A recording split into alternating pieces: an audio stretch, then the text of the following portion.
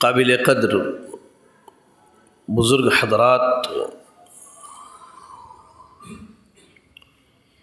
نوجوان ساتھیوں، عزیز طلباء اور میری اسلامی ماؤں اور بہنوں، تمام تعریفیں اس اللہ رب العالمین کے لیے ہیں جس نے ہمیں اور آپ کو جمعہ کا یہ عظیم دن عطا کیا، جو اللہ رب العالمین اپنی ذات میں، اپنے اسماء و صفات میں اور اپنی عبادات میں اکیلا ہے، تنہا ہے، جس کا کوئی شریک اور ساجھی نہیں ہے۔ درود و سلام اللہ رب العالمین کے بھیجے ہوئے تمام نبیوں اور رسولوں پر، بالخصوص ہم سب کے امام اعظم، امام کائنات، امام الانبیاء جناب محمد الرسول اللہ صلی اللہ علیہ وسلم پر۔ اللہم صلی علی محمد وعلی آل محمد کما صلیت علی ابراہیم وعلی آل ابراہیم انکا حمید مجید۔ اللہم بارک علی محمد وعلی آل محمد کما بارکت علی ابراہیم وعلی آل ابراہیم انکا حمید مجید۔ حاضرین جمعہ،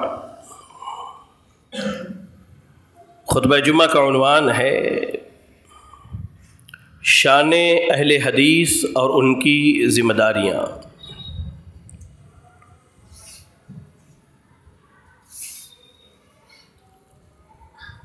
دنیا میں وہ قومیں اور وہ تہذیبیں بڑی تیزی سے پستی کا شکار ہوتی ہیں جنہیں ان کی خود کی قیمت، قدر اور مقام و مرتبے کا علم نہ ہو۔ دنیا کی تاریخ کو اگر آپ پڑھیں تو وہ اقوام بڑی تیزی سے تاریخ کے اوراق سے بھلا دی گئیں جنہوں نے اپنی عظمت کو، اپنے مقام و مرتبے کو، اپنی شان اور اپنی تاریخ کو بھلا دیا۔ ارادہ یہ ہوا کہ ہمارے یہاں اس شہر میں اہل الحدیث ایک قدیم زمانے سے آباد ہیں، جن میں سے چند ایک بزرگ ابھی باقی ہیں اور ایک بڑی تعداد نوجوانوں کی ہے جو اپنے آپ کو مسلک اہل حدیث سے وابستہ کرتے ہیں۔ میں نے یہ مناسب سمجھا کہ آج کے خطبہ جمعہ میں آپ کو یہ بتایا جائے کہ آپ کا مقام کیا ہے، آپ کی شان کیا ہے قرآن و حدیث کی روشنی میں، اور پھر اللہ نے آپ کو کون سی ذمہ داری دی ہے۔ سب سے پہلے لفظ اہل حدیث کو ہم ٹکڑوں میں بانٹ کر کے سمجھ لیتے ہیں کہ اہل حدیث کا معنی ہوتا کیا ہے۔ اہل حدیث یہ دو لفظوں سے بنا ہے، دو کلمے سے۔ ایک کلمہ ہے اہل اور دوسرا ہے حدیث۔ اہل کا اردو ترجمہ والے سے کیا جاتا ہے۔ مثال کے طور پہ ہم اردو زبان میں کہتے ہیں اہل مکہ، مکہ والے، مکہ کے رہنے والے، وہ لوگ جن کا تعلق مکے سے ہے۔ یا کہا جاتا ہے کہ اہل محلہ، محلے والے، یا کہا جائے اہل تلنی پاڑا۔ کوئی اگر یہ کہ اہل تلنی پاڑا تو اس سے مراد کیا ہوگا؟ تلنی پاڑا کے رہنے والے لوگ یا وہ افراد جن کا تعلق تلنی پاڑا کی سرزمین سے ہو، تو اہل کے معنی ہوتے ہیں والے۔ اور لفظ حدیث، حدیث کے عام معنی ہے بات چیت کے۔ لفظ حدیث جو کہا جاتا ہے، حدیث کے عام معنی کیا ہے؟ بات چیت کے۔ اور جب اس کو شرعی طور پر دیکھا جائے تو حدیث کے معنی قرآن اور حدیث رسول دونوں ہوتے ہیں، دونوں ہوتے ہیں۔ آپ دلیل دیکھیے، قرآن کو اللہ نے حدیث کہا ہے، یہ میری اپنی بات نہیں ہے، میں دلائل دیتا جا رہا ہوں، آپ نوٹ کرتے جائیں اور جا کر کے بعد میں تحقیق کر لیں۔ قرآن مجید جب آپ پڑھیں گے سورۃ الکہف کی تلاوت کیجئے، سورۃ الکہف کی آیت نمبر 6 پڑھیے۔ اللہ نے کہا فَلَعَلَّكَ بَاخِعٌ نَفْسَكَ علی آثارہم ان لم یؤمنوا بہذا الحدیث اسفا. اللہ نبی کو کہہ رہا ہے، اے نبی لگتا ہے کہ اگر یہ لوگ اس صاف ستھرے واضح حدیث پر ایمان نہیں لائیں گے تو آپ اپنے آپ کو ہلاک کر لیں گے. اللہ نے یہاں قرآن کو حدیث کہا ہے، قرآن کو اللہ نے حدیث کہا ہے سورۃ الکہف آیت نمبر 6 میں. اچھا دوسری آیت کریمہ سورۃ الزمر پڑھیے، سورۃ الزمر کی آیت نمبر 23 پڑھیے. اللہ نے کیا کہا؟ اللہ نزل احسن الحدیث، اللہ نے کہا اللہ نزل احسن الحدیث، اللہ نے سب سے بہترین حدیث نازل کی. اللہ نے یہاں قرآن کو حدیث کہا ہے. اللہ نے کس کو حدیث کہا ہے؟ قرآن مجید کو. چلیں تو یہ دو آیتیں میں سمجھتا ہوں کافی ہیں یہ بات سمجھنے کے لیے کہ حدیث کا ایک معنی قرآن ہے اور حدیث کا دوسرا معنی کیا ہے؟ حدیث رسول، حدیث رسول صلی اللہ علیہ وسلم. قرآن مجید نے نبی کی بات کو حدیث کہا ہے، غور کریں اس پر. قرآن مجید نے نبی کی بات کو حدیث کہا ہے. سورۃ التحریم کی تلاوت کریں، آیت نمبر 3 پڑھیں گے. اللہ نے کہا وَإِذْ أَسَرَّ النَّبِيُّ إِلَى بَعْضِ أَزْوَاجِهِ حَدِيثًا، کہ جب نبی نے اپنی بعض بیویوں سے بات کو چھپایا، بات کو چھپایا. اثر النبی، نبی نے چھپایا، الی ازواج، یا نبی نے چپکے بات کی اپنی بیویوں سے. تو حدیث کے معنی بات ہوتے، نبی کے بات کو بھی قرآن نے حدیث کہا ہے. اور حدیث تو حدیث ہے. اس کی دلیل کیا ہے؟ سنن نبی داؤد کتاب العلم حدیث نمبر 3660 اور حدیث بالکل صحیح سند سے آئی ہے. اللہ کے نبی صلی اللہ علیہ وسلم نے فرمایا نضر اللہ امرأ سمع منا حدیثا، اللہ اس آدمی کو تر و تازہ رکھے جو ہم سے حدیث سنے. تو اللہ کے نبی نے اپنی بات کو حدیث کہا ہے. تو پتہ یہ چلا کہ جب لفظ حدیث بولا جاتا ہے تو اس سے مراد قرآن بھی ہے اور اللہ کے رسول صلی اللہ علیہ وسلم کی احادیث بھی. اور جب اہل حدیث کہا جاتا ہے تو اس سے مراد زمین پر بسنے والی وہ قوم جس کی زندگی کا دو ہی مقصد ہے، اللہ اور اس کے رسول کی فرما برداری. جب کہا جائے لفظ اہل حدیث تو اس کا معنی ہوتا ہے وہ لوگ جن کی زندگی کے اعمال قرآن اور حدیث کے مطابق گزرتے ہیں. جب لفظ اہل حدیث کہا جائے تو اس سے مراد وہ لوگ ہوتے ہیں جو اپنی زندگی قرآن اور حدیث کے مطابق گزارتے ہیں. اہل حدیث یعنی حدیث والے، یعنی جن کا تعلق، جن کی نسبت، جن کا لگاؤ، جن کا جڑاؤ جو ہے قرآن سے ہے اور حدیث سے ہے. اس کے علاوہ الحمدللہ اہل الحدیث کے یہاں جو ہے ایک تیسری چیز بھی ہے جس کی وضاحت کر دینا مناسب سمجھتا ہوں. آپ یہ چیز سمجھ لیں، شاید ہمارے نوجوان یہ چیز نہ جانتے ہوں تو اپنے علم میں اضافہ کر لیں کہ جب کہا جاتا ہے اہل الحدیث یعنی وہ قوم جو قرآن اور حدیث کو مانتی ہے، تو کیسے مانتی ہے؟ سوال یہ ہے کہ قرآن اور حدیث کو کیسے مانتے ہیں؟ قرآن حدیث تو سب مانتے ہیں، قرآن حدیث کے ماننے کا دعویٰ تو سب کرتے ہیں. حتیٰ کہ قادیانی جو اللہ کے نبی کو آخری نبی نہیں مانتا وہ بھی قرآنی دلائل لے کر کے آتا ہے کہ اس کا وہ ملعون، وہ مردود، نعوذ باللہ من ذالک آخری نبی ہے، وہ مرزا غلام احمد قادیانی. ایک رافضی، ایک شیعہ اپنی باتوں کو منوانے کے لیے بھی قرآن کی آیتیں لے کر کے آتا ہے. تو دعویٰ تو سب کرتے کہ ہم قرآن حدیث کو مانتے ہیں، لیکن اہل الحدیث کے مسلک کی خصوصیت ہے الحمدللہ جو سوائے اہل الحدیث کے ہاں کہیں نہیں پائی جاتی. اس کے دلائل میں دوں گا آپ کو. وہ خصوصیت کیا ہے کہ اہل الحدیث قرآن اور سنت کو سمجھنے کے لیے اسی فکر اور سمجھ کو لاتے ہیں جس فکر اور سمجھ کے حامل صحابہ اکرام رضی اللہ تعالی عنہم تھے. یعنی ہم قرآن و حدیث کو ویسے سمجھتے ہیں جیسے صحابہ نے سمجھا ہے، صحابہ کے بعد تابعین، تبع تابعین، محدثین اور ائمہ دین نے سمجھا ہے. یعنی قرآن اور حدیث کو ہم منہج سلف پر سمجھتے ہیں. اس کی دلیل کیا ہے؟ ہم کیوں ایسا سمجھتے ہیں؟ کیا یہ ہماری اپنی مرضی ہے؟ نہ.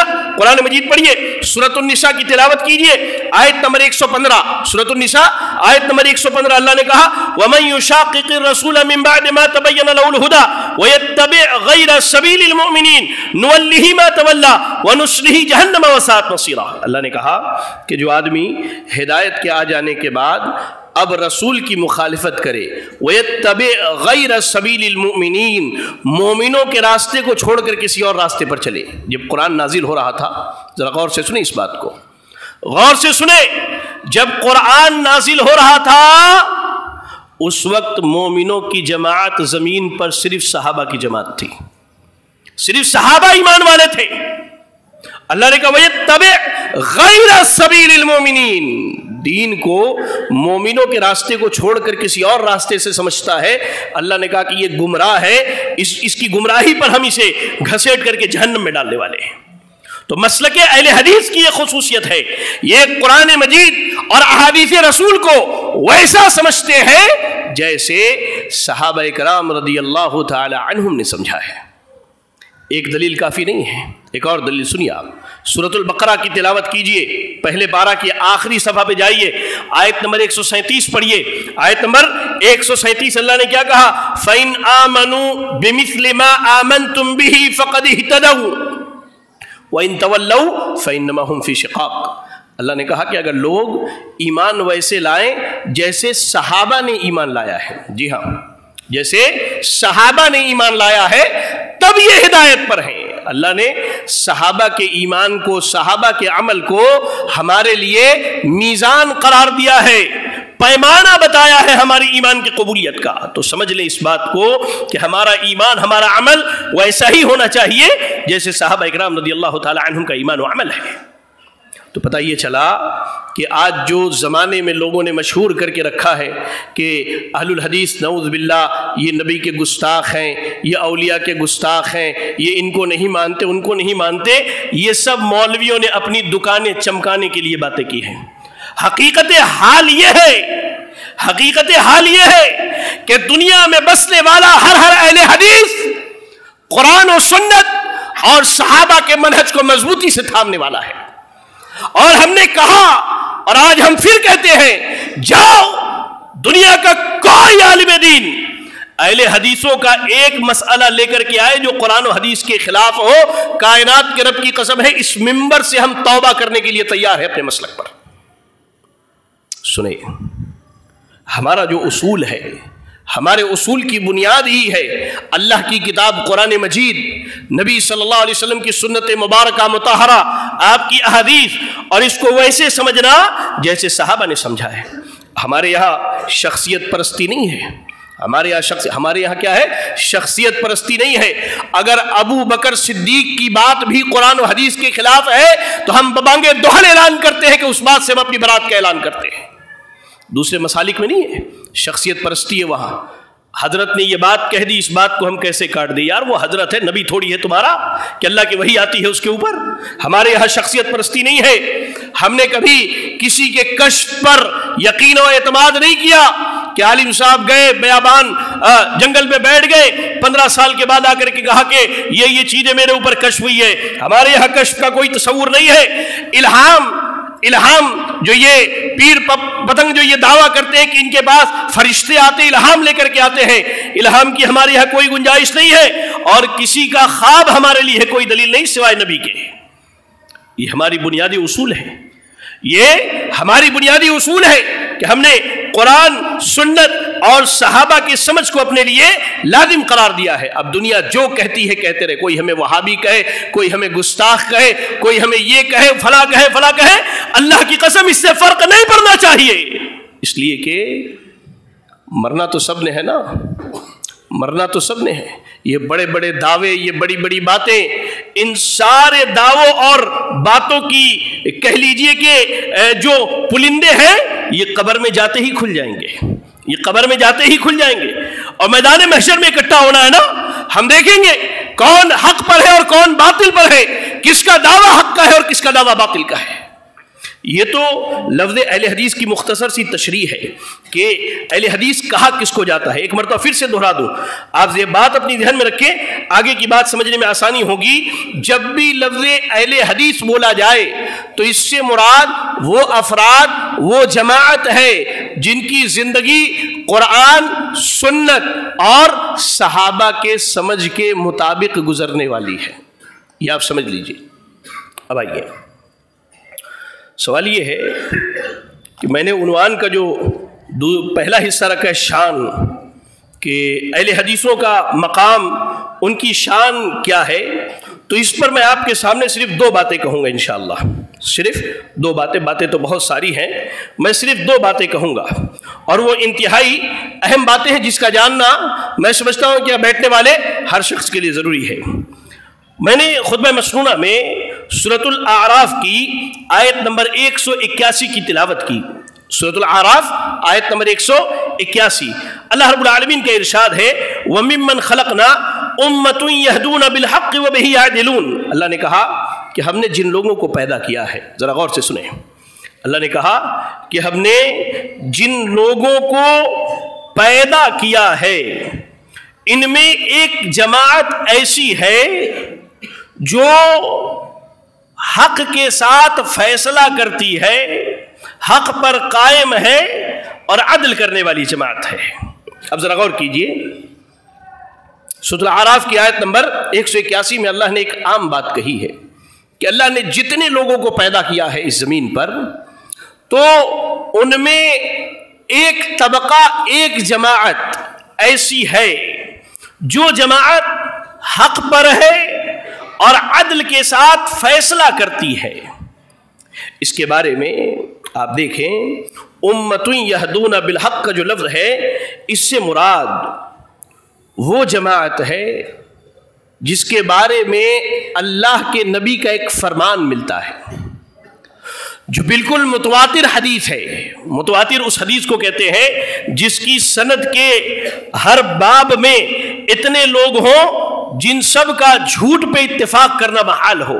یعنی ایک بڑی تعداد راویوں کی ایک بڑی تعداد نے اس کو روایت کیا ہے. کہتے ہیں اللہ کے رسول صلی اللہ علیہ وسلم نے فرمایا, غور سے سنیں, لا تزال طائفة من امتی ظاہرین علی الحق حتی یأتی امر اللہ. اس حدیث کو متواتر سند کے ساتھ کن محدثین نے نقل کیا ہے وہ سن لیجئے. امام, آپ دیکھیں, امام زبیدی رحمۃ اللہ علیہ نے اپنی مشہور کتاب کہتے ہیں لقط اللآلی المتناثرہ فی الاحادیث المتواتر, فی الاحادیث المتواترہ, یہ مشہور کتاب ہے امام زبیدی رحمۃ اللہ علیہ کی. انہوں نے متواتر سند کے ساتھ, یعنی راویوں کی ایک بڑی تعداد کے سند کے ساتھ اس روایت کو اپنی کتاب میں نقل کیا. ایسے ہی ایک مشہور کتاب ہے قطف الازہار المتناثرہ فی الاحادیث المتواترہ, وہاں بھی آپ کو یہ روایت مل جائے گی. حدیث سنی پھر سے, کہا لا تزال طائفة من امتی ظاہرین علی الحق حتی یأتی امر اللہ. کہا کہ میری امت میں ایک جماعت ہمیشہ حق پر رہے گی یہاں تک کہ قیامت قائم ہو جائے. لا تزالو, عربی زبان سے جو واقف ہے ان کو معلوم ہے کہ لا تزالو کا معنی کیا ہوتا ہے, کہ ایسی جماعت جو پہلے دن سے ہو اور آخری دن تک رہنے والی ہو. یعنی اللہ کے نبی بنائے جانے سے لے کر اس جماعت کی ابتدا ہوئی اور قیامت کے قائم ہونے تک وہ جماعت زمین پر ہوگی. اب سنیے حدیث کا ترجمہ پھر سے, کہا لا تزال طائفة من امتی, کہا کہ میری امت میں ایک جماعت برابر ہمیشہ مسلسل حق پر رہے گی یہاں تک کہ قیامت قائم ہو جائے. اب سوال یہ ہے کہ یہ حق والی جماعت کون ہے, یہ حق والی جماعت کون ہے؟ اس کے بارے میں اپنی بات نہیں کہوں, میں کہوں تو آپ کہیں گے کہ یہ اپنی مسلک کی تائید کر رہا. نہ, میں اپنی بات نہیں کرنے والا ہوں, انشاءاللہ میں اپنی بات نہیں کرنے والا ہوں. سب سے پہلے تو اس جماعت میں صحابہ اکرام رضی اللہ تعالی عنہم شامل ہیں اور یہ صحابہ ہی کی جماعت ہے. اس کے بعد ان کے طلبہ, تابعین, اس کے بعد ان کے طلبہ تبع تابعین ہیں. ان تین جماعتوں کے بارے میں اللہ کے نبی نے کہا کہ یہ جماعتیں دنیا کی سب سے بہترین جماعتیں ہیں. اب ان کے بعد وہ جماعت جو حق پر پہلے دن سے اور قیامت تک قائم رہے گی کون ہے؟ آئیے 4 اقوال میں آپ کو سناتا ہوں. 4 اقوال. سب سے پہلا قول امام احمد ابن حنبل رحمۃ اللہ علیہ کا ہے. امام احمد ابن حنبل رحمۃ اللہ علیہ کا ہے. امام احمد ابن حنبل کون ہے بھائی؟ چاروں جو فقہی مسالک ملک میں مشہور ہیں، حنفی، شافعی، مالکی اور حنبلی، جن کے بارے میں ہمارے بھائی جو ہیں چاہے وہ کسی بھی مسلک کے وہ کہتے ہیں چاروں امام حق پر ہیں. کہتے ہیں نا چاروں امام حق پر ہیں، جبکہ یہ دنیا کا سب سے بڑا جھوٹ ہے. چاروں امام حق پر ہیں. تو ان کے قول کے مطابق امام حق امام احمد ابن حنبل رحمۃ اللہ علیہ فرماتے ہیں. امام احمد ابن حنبل کی پیدائش کب ہوتی ہے؟ 164 ہجری میں، اور ابھی ہجرت کے 1445 سال چل رہے ہیں. 44 یا 45 چل رہا ہے. 164 ہجری میں وفات ہوتی ہے. 241 ہجری میں امام احمد ابن حنبل کہتے ہیں ان لم تکن هذه الطائفة المنصورة اصحاب الحديث فلا ادری من هم. اگر وہ جماعت جو ہمیشہ حق پر قائم رہنے والی ہے، اس جماعت سے مراد اگر اہل حدیث نہیں ہے تو مجھے نہیں معلوم کہ پھر کون سی اور جماعت ہو سکتی ہے جو حق پر قائم ہے. یہ امام احمد ابن حنبل رحمۃ اللہ علیہ کا قول ہے. امام اہل سنہ والجماعہ 164 ہجری میں پیدا ہوتے ہیں اور 241 میں وفات ہوتی ہے. آپ کہتے ہیں کہ اللہ کے نبی نے جو یہ بات کہی ایک جماعت ہمیشہ حق پر رہے گی، اس جماعت سے مراد اگر اہل الحدیث نہیں ہے تو مجھے نہیں معلوم کہ دوسری کون اور جماعت ہو سکتی ہے. اچھا آگے آئیے. امام عبداللہ ابن مبارک رحمۃ اللہ علیہ تابعی ہیں بھائی، تابعی ہیں. امام عبداللہ ابن مبارک رحمۃ اللہ علیہ صحابہ کے شاگرد ہیں. صحابہ کے شاگرد ہیں. 118 ہجری میں پیدا ہوتے ہیں، وفات 181 ہجری میں ہوتی ہے. اس حدیث کے بارے میں کہتے ہیں عندی اصحاب الحدیث، وہ جماعت جو ہمیشہ حق پر قائم رہے گی میرے نزدیک. امام عبداللہ ابن مبارک کہتے ہیں صحابہ کے شاگرد ہیں، کہتے ہیں اس سے مراد میرے نزدیک اہل الحدیث ہے، زمین پر بسنے والے اہل حدیث ہیں. دیکھنا ہو یہ قول تو امام خطیب بغدادی رحمۃ اللہ علیہ کی کتاب ہے شرف اصحاب الحدیث، صفحہ نمبر 42 پر دیکھیے، بالکل صحیح سند کے ساتھ یہ قول وارد ہے. اچھا آئیے. مشہور امام ہے امام ترمذی رحمۃ اللہ علیہ، ان کی حدیث کی کتاب جامع ترمذی یا سنن ترمذی بڑی مشہور ہے. امام ترمذی رحمۃ اللہ علیہ کی جامع ترمذی کی حدیث نمبر 2229 پڑھیں آپ. 2229 اس حدیث پر امام ترمذی نے ایک تعلیق لگایا ہے، نوٹ چڑھانا جس کو کہتے ہیں. نوٹ چڑھاتے ہوئے کہا کہ میں نے امام بخاری سے سنا. غور کیجئے گا ذرا اس پر. امام ترمذی کے استاد کون ہے؟ امام بخاری رحمۃ اللہ علیہ. کہتے ہیں میں نے امام بخاری سے سنا، اور امام بخاری کہتے ہیں میں نے اپنے استاد علی ابن مدینی سے سنا. امام بخاری کے استاد علی ابن مدینی. اچھا علی ابن مدینی رحمۃ اللہ علیہ، ان کی پیدائش 161 ہجری میں ہوتی ہے اور وفات 234 ہجری میں. 161 ہجری کی بات ہو رہی ہے، 161 ہجری کی بات ہو رہی ہے. امام علی ابن مدینی کہتے ہیں ہم اصحاب الحدیث، وہ جماعت جو ہمیشہ حق پر قائم رہے گی اس جماعت سے مراد اہل الحدیث کی جماعت ہے. امام ترمذی نے جامع ترمذی میں اس کو لکھ کر کے رکھا ہے، آپ جا کر کے اس کو دیکھ سکتے ہیں انشاءاللہ. ایسے ہی امام یزید ابن ہارون رحمۃ اللہ علیہ 117 ہجری میں پیدا ہوتے ہیں اور آپ کی وفات 206 ہجری میں ہوتی ہے. سن 117 ہجری کی بات کر رہا ہوں میں. یہ تاریخ وفات کیوں گنا رہا ہوں اس کی وجہ میں آپ کو بتلاتا ہوں. 117 میں پیدا ہوتے ہیں. فرماتے ہیں ان لم یکونوا اہل الحدیث والاثر فلا ادری من هم. کہتے ہیں کہ اگر زمین پر اہل حدیث نہ ہو، اہل الاثر نہ ہو، تو مجھے نہیں معلوم کہ حق پر قائم رہنے والی کون سی جماعت ہے. حق پر قائم رہنے والی کون سی جماعت ہے؟ کتاب مسئلۃ الاحتجاج بالشافعی للخطیب، خطیب بغدادی رحمۃ اللہ علیہ کی کتاب ہے مسئلۃ الاحتجاج بالشافعی، صفحہ نمبر 33 پر یہ نقل ہے اور بالکل صحیح سند سے ہے.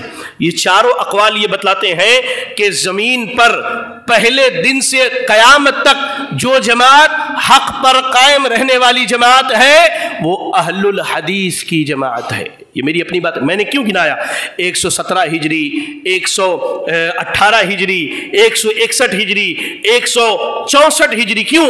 اس لیے کہ یہ اس دور کی بات ہو رہی ہے جب امام ابو حنیفہ کی فقہ مدون نہیں ہوئی تھی, امام شافعی کی فقہ, امام مالک کی فقہ, امام احمد ابن حنبل کی فقہ, یہ چاروں جماعتیں فقہی مسائل کی بنیاد پر جو آج امت کو 4 گروہوں میں بانٹ کر کے رکھا ہے, یہ اس سے پہلے کی بات بتا رہا ہوں. صحابہ, تابعین, تبع تابعین, حتیٰ کہ عبداللہ ابن عباس اللہ کے نبی کے چچازاد بھائی سیدنا ابو ہریرہ امام المحدثین کہتے ہیں نحن اہل الحدیث, ہم اہل حدیث ہیں, ہم اہل حدیث ہیں, وہ کہتے ہیں. اچھا, جب بات یہ آپ کہیں گے تو مولوی بڑی ہوشیار چیز کا نام ہے, مولوی بڑی ہوشیار چیز کا نام ہے. جیسے آپ یہ کہیں گے وہ کیا کہتے ہیں, اس سے مراد تم لوگ تھوڑی ہو, اس سے مراد محدثین ہے. بتائیے ان کو, بتائیے.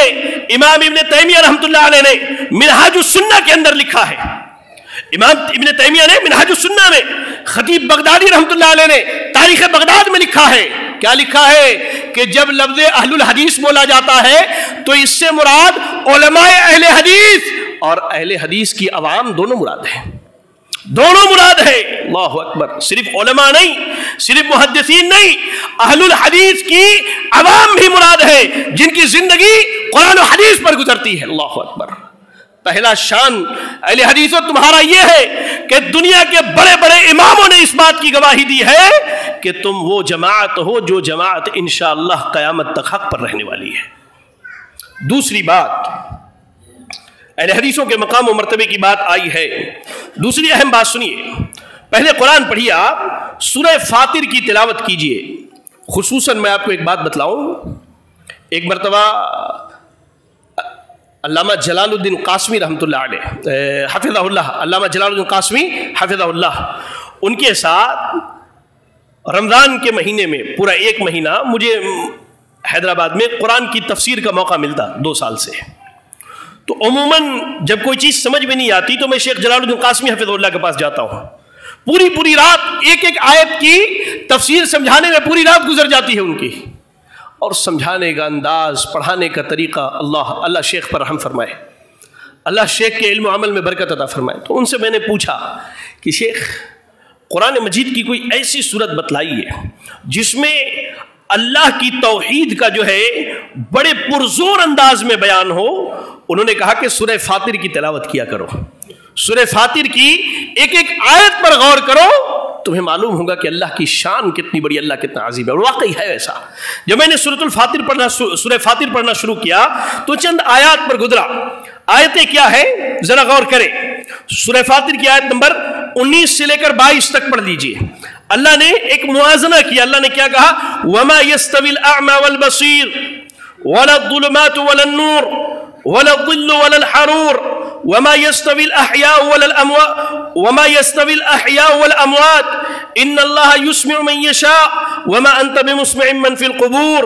اللہ نے کہا وَمَا يَسْتَوِي الْأَعْمَى وَالْبَصِيرُ, آنکھ والا اور اندھا نابینا دونوں برابر نہیں ہو سکتے.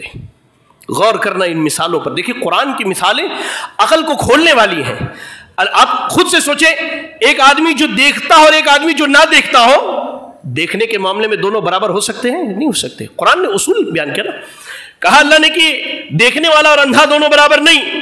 وَلَا الظُّلُمَاتُ وَلَا النُّورُ, رات کی تاریکی اور سورج کی روشنی دونوں برابر ہو سکتے نہیں. وَلَا الظِّلُّ وَلَا الْحَرُورُ, نہ ہی دھوپ کی شدت اور اے سی کی چھاؤں, یہ دونوں برابر نہیں ہو سکتے. نہ دھوپ نہ چھاؤں دونوں برابر نہیں ہو سکتے. وَمَا يَسْتَوِي الْأَحْيَاءُ وَالْأَمْوَاتُ, کہا کہ مردہ اور زندہ بھی برابر نہیں ہو سکتے. جو زندہ ہے وہ مردہ ہے, اور ایک مرا ہوا ہے, دونوں برابر ہو سکتے نہیں ہو سکتے, دونوں برابر نہیں ہو سکتے. ان اللہ یسمع من یشاء, کہا اللہ جسے چاہتا ہے سناتا. اللہ مردوں کو بھی سنا دے, اللہ زندوں کو بھی سنا دے, اور اللہ چاہے تو زندوں کو بھی سننے کی توفیق نہ دے اور اللہ مردوں کو بھی سننے کی توفیق نہ دے. کہا اللہ نے نبی سے وما انت بمسمع من فی القبور, اے نبی جو قبروں میں ہیں آپ انہیں نہیں سنا سکتے, ہاں اللہ چاہے تو سنا سکتا ہے. یہ موازنہ جو میں نے آپ کو بتایا یہ ہم اہل حدیثوں کے امام کا موازنہ ہے. کہا نا کہ زندہ مردہ، دیکھنے والا نہ دیکھنے والا، تاریکی روشنی دھوپ چھاؤں جیسے برابر نہیں، ویسے ہی اہل حدیثوں کا امام اور دنیا کے سارے مسالک کا امام برابر نہیں ہو سکتے، نہیں ہو سکتے. قرآن پڑھیے، میری اپنی باتیں نہیں ہیں، الحمدللہ میری اپنی باتیں نہیں ہیں. قرآن پڑھیے، قرآن کیا کہتا ہے؟ سورۃ الاسراء کی تلاوت کیجئے، آیت نمبر 71 پڑھیے. اللہ نے کہا یوم ندعو کل اناس بامامہم، یوم ندعو کل اناس بامامہم. سورۃ الاسراء، سورہ بنی اسرائیل، آیت نمبر 71. اللہ نے کہا قیامت کے دن ہم ہر آدمی کو اس کے امام کے ساتھ بلائیں گے. اس کی کئی تفسیر ہے، مفسرین نے لفظ امام کی کئی تفسیریں کی ہیں. ان میں ایک تفسیر یہ ہے کہ ہر امتی اپنے نبی کے ساتھ بلایا جائے گا. ایک تفسیر یہ کہ ہر آدمی اپنے امام کے ساتھ بلایا جائے گا. ایک تفسیر یہ کہ ہر آدمی اپنے نامہ اعمال کے ساتھ بلایا جائے گا. بہرحال کئی تفسیریں ہیں. اس آیت کے ذکر کرنے کے بعد دنیا کے بڑے مشہور مفسر جن کی تفسیر کی کتاب ہمارے یہاں اور ان کے یہاں سارے جگہوں پر پڑھی پڑھائی جاتی ہے، میں ایسی کتابوں کا حوالہ دے رہا ہوں، کوئی یہ نہ کہے کہ یہ تم اہل حدیثوں کی کتاب ہے. نہ، یہ کتابیں تمہارے مدارس میں بھی پڑھائی جاتی ہے، تمہارے علماء بھی یہ کتابیں پڑھتے ہیں. جاؤ پوچھو اپنے علماء سے. تفسیر ابن کثیر کون نہیں جانتا؟ امام حافظ عماد الدین ابن کثیر رحمۃ اللہ علیہ کی بڑی مشہور تفسیر ہے تفسیر ابن کثیر. سورۃ الاسراء کی آیت نمبر 71، سورہ بنی اسرائیل کی آیت نمبر 71 کے بارے میں لکھتے ہیں کہ اللہ نے جو یہ کہا یوم ندعو کل اناس بامامہم، ہم قیامت کے دن ہر آدمی کو اس کے امام کے ساتھ بلائیں گے. کہتے ہیں بعد سلف کہتے ہیں ھذا اکبر الشرف لاہل الحدیث لان امامہم النبی صلی اللہ علیہ وسلم. کہتے کہ اس آیت میں دنیا میں بسنے والے ہر اہل حدیث کے مقام کا بیان ہے، اس لیے کہ انہوں نے امام اعظم محمد الرسول اللہ کے علاوہ کسی کو اپنا امام نہیں بنایا. تو ہم کہتے ہیں بھائی تمہارا دل بڑا کشادہ ہے، تمہارے دل بڑے کشادہ ہیں، تم اپنے دلوں کے اندر امام ابو حنیفہ کو بسا سکتے ہو، امام مالک کو بسا سکتے ہو، امام شافعی کو بسا سکتے ہو، امام احمد ابن حنبل کو بسا سکتے ہو. تم اپنے دل کے اندر اعلی حضرت کو بسا لو، تم اپنے دل میں شیخ عبد القادر جیلانی کو بسا لو. ہم اہل حدیثوں کا دل تنگ ہے، ہمارے دل میں محمد الرسول اللہ کے علاوہ کسی کی جگہ نہیں ہے. ہمارے دلوں میں محمد الرسول اللہ کے علاوہ کسی کی جگہ نہیں ہے. ہماری آنکھوں نے دیکھا تو مدینے کے امام کو دیکھا، ہماری آنکھوں نے دیکھا تو انبیاء کو نماز پڑھانے والے محمد الرسول اللہ کو دیکھا، ہماری آنکھوں نے دیکھا امام کائنات کا چہرہ دیکھا ہے. ہماری آنکھ جس نبی کو دیکھ لے، جس نبی کے مقام کو جان جائے، اس کے بعد ہماری اتنی جرات کہ ہم اپنے دل میں کسی کو جگہ دیں؟ نہ، تمہارا دل کشادہ ہے، کشادہ رکھو کشادہ دل. دنیا کے سارے مولویوں کو اپنا امام بنا لو، لیکن ہم اہل حدیثوں کا امام کائنات کے رب کی قسم امام اعظم، امام کائنات، امام الانبیاء رحمت للعالمین جناب محمد رسول اللہ صلی اللہ علیہ وسلم ہے. اور سنو، کہتا ہوں اکثر کہتا ہوں میں وہابی ہوں، میری زبان نہ کھلواؤ. میں کہتا ہوں سنو، لکھ لو میری بات. کائنات کے دن تم اپنے اپنے اماموں کو لے کر کے آنا اپنے اپنے اماموں کو لے کر کے. ہم بھی آئیں گے اپنے امام کو لے کر کے، دیکھتے ہیں اللہ کیا کس کے امام کا سکہ چلتا ہے. امامت کی بات کرتے ہو، ہاں امامت کی بات کرتے ہو، لوگوں کے سامنے جھوٹ بولتے ہو دین کے نام پر. آؤ قرآن حدیث کی بنیاد پر فیصلہ کر لو. ہم نے کہا کہ تمہیں جس کو اپنا امام بنانا ہے بنا لو، تم کو جس کی شریعت ماننی ہو مان لو. ارے میں تو تلنی پاڑا کے ان بزرگ اہل حدیثوں کی عظمت کو سلام کرتا ہوں. ہمارے بزرگ بتاتے ہیں، راہ چلتے تھے نا، ایک مرتبہ شیخ آصف اقبال مدنی صاحب حفظہ اللہ، سنو بات آئی ہے تو تم کو بتاتا ہوں. شیخ آصف اقبال مدنی حفظہ اللہ ایف جی اسٹریٹ کے راستوں پر چل رہے تھے. کافی پرانی بات ہے. لوگ دیکھ کر ان کے سامنے تھوک دیتے تھے، کہتے تھے کہ یہ اہل حدیث ہے، यहां बैठे हैं सईद साहब, पूछिए उनसे, अरे लोग इनको ताना देते थे कि पैसे लेकर के अहले हदीस हुआ। कायनात के रब की कसम है, हमने हक को जाना है, हक को पहचाना है, और हम दावत देते हैं कि लोग आओ कुरान की तरफ, नबी के फरमान की तरफ, और वैसे आओ जैसे साहबा आए थे। तुमने कहा हमारा इमाम, हमारे इमाम की अजमत की बात करते हो। हमारा इमाम वो इमाम है जिसने सारे नबियों की इमामत बैतुल मुक़द्दस में करवाई है। हमारा इमाम वो इमाम है जब क़यामत के महशर में तुम्हारे इमाम परेशान हाल होंगे, हमारा इमाम जाकर के इनकी आसानी के लिए सिफारिश करेगा। हमारे इमाम की बात करते हो। हमारे इमाम के बारे में खुद हमारे इमाम ने कहा कि क़यामत के दिन मुझे अल्लाह की हम्द और तारीफ का झंडा दिया जाएगा, और अहले हदीसों तुम खुश हो जाओ, खुश हो जाओ इंशाअल्लाह। क़यामत के दिन अल्लाह के नबी के झंडे के तले तुम अल्लाह के यहां जमा होगे। दुनिया तुम्हें जो कहे कहने दो, घबराने की जरूरत नहीं है, गम खाने की जरूरत नहीं है, दिल छोटा करने की जरूरत नहीं है। अरे तुमने अपने दिलों में मदीने के इमाम को जगह दी है, तुम्हारे दिल की अजमत का हाल तो अल्लाह ही जानता है, तुम्हारे दिल की अजमत का हाल तो अल्लाह ही जानता है।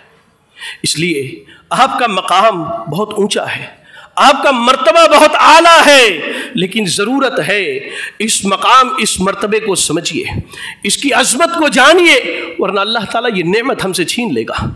अल्लाह ये नेमत हमसे छीन लेगा। आप देखें, मैं आपको बताऊं, जिम्मेदारियों में मैंने यहाँ 3 बातें लिखी। पहली बात, इल्म हासिल कीजिए, इल्म हासिल कीजिए। हर अहले हदीस, चाहे बुजुर्ग हो, नौजवान हो, और हर आदमी जो यहाँ बैठा है, उसकी ये जिम्मेदारी है कि वो अपनी शरीयत का इल्म हासिल करे। इल्म हासिल कीजिए। किनसे इल्म हासिल कीजिए? उलमा से इल्म हासिल कीजिए, अहले इल्म से इल्म हासिल कीजिए। खुद से पढ़कर आलिम बन जाने वाले भाइयों से, बहनों से, चचा से, खाला से, फूफी से इल्म हासिल मत कीजिए। आप पर अल्लाह की नेमत है, आपके पास मदरसा मोहम्मदिया अरबिया है, मुझ जैसा तालिब इल्म यहीं से इल्म हासिल करता है। आप सब तालिब इल्म बनिए, उलमा के सामने बैठिए, बैठ करके बुनियादी अकीदे की किताबों को पढ़ लीजिए। आज ये फितने का दौर है, आपको बताऊं, फितने का दौर है। ऐसे ऐसे फितने हैं कि कब नौजवानों का दीन ईमान खा जाए उन्हें पता नहीं चलता। आज फितनों ने नौजवानों की ज़हन ऐसी बना दी है कि नौजवानों का एक तबका, मैं तो तालिब इल्म हूं, मैं अपनी बात नहीं कर रहा हूं, नौजवानों का एक तबका समाज में जिंदगी गुजारने वाले बड़े उलमा का दुश्मन हो चुका है, जिनको हम अपनी ज़बान में कहते हैं एंटी आलिम ग्रुप।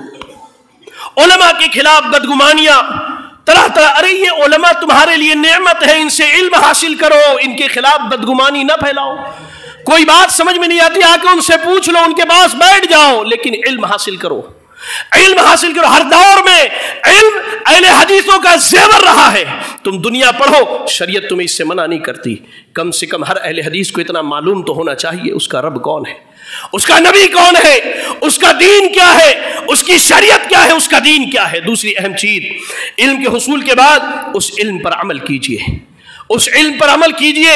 अमल में बुनियादी 2 चीजें बता दूं।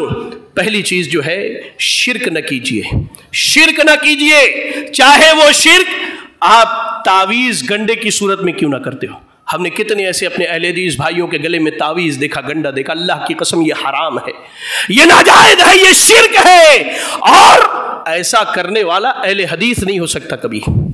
मुझे याद है मौलाना दाऊद साहब पर अल्लाह ताला रहम फरमाए, जब हम छोटे थे मटिया ब्रिज लेकर के गए थे मौलाना अब्दुल हमीद रहमानी रहमतुल्लाह अलैह की तकरीर सुनवाने के लिए, और उनकी तकरीर का उन्वान था अहले हदीसों की आज़मत या तारीख़ अहले हदीस। उन्होंने एक बात कही थी कि कोठे पर जाकर के नाच देखने वाला अहले हदीस नहीं हो सकता, तावीज़ पहनने वाला अहले हदीस है। तौबा कीजिए इन तावीज़ों से, अल्लाह के नबी ने इन्हें शिर्क कहा है। पहली चीज, तावीज़ गंडों से। ऐसे मौलवियों के पास जाने से बचिए, ऐसे आमिलों के पास जाने से बचिए जो आपके ईमान पर कदरन लगाने वाले हैं, जो आपकी ईमान को लूट लेने वाले हैं, इनसे बचिए। दूसरी अहम चीज, हराम और हलाल की तमीज कीजिए।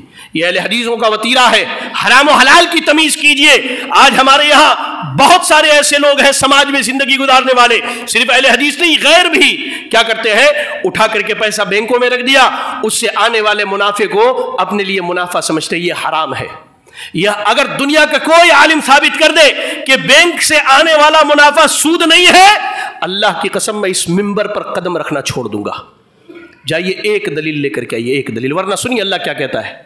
اے لوگوں, اگر سود لینا دینا نہیں چھوڑو گے, قیامت کے دن تمہارے آگے تلوار رکھ دی جائے گی اور کہا جائے گا کہ تلوار اٹھاؤ اور لڑو اللہ اور اس کے رسول سے. یہ بہت بڑا جرم ہے.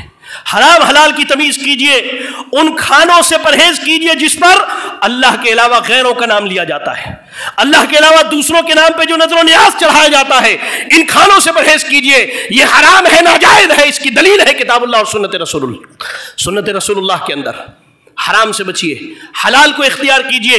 عمل یہی ہے, نمازوں کی پابندی کیجئے, شریعت پر عمل کیجئے, اپنا چہرہ اپنا لباس اسلامی بنائیے. کوئی دیکھ کر کے کہے کہ یہ واقعی مسلمان ہے, کوئی دیکھ کر کے یہ نہ کہے پتہ نہیں مسلمان ہے کہ ہندو ہے کہ کافر ہے کہ سکھ ہے کہ عیسائی ہے. اللہ کے واسطے اپنا چہرہ مہرہ, اپنا لباس, اپنے اخلاق, اپنے کردار کو اللہ کے نبی کے اخلاق کو کردار کی طرح بنائیے. اور آخری بات, ہماری ذمہ داریوں میں ایک چیز ہے دعوت دین. جی ہاں, دعوت دین. دعوت دین کے لیے آپ کوشش کیجئے. جوان ہے جوانی لگائیے, مالدار ہے مال. دیکھیں مال بڑی اہم چیز ہے, اور الحمدللہ تلنی پاڑا کے لوگ غریب تو نہیں ہے بھائی. ہاں غریب ہے, مسجد کے ڈبے میں بہت مشکل سے 5 روپیہ, وہ بھی چھپا کے ڈالتے, بغل والا دیکھ نہیں تو بعد میں بولے گا اتنا پیسہ 5 روپیہ دے ہوتا.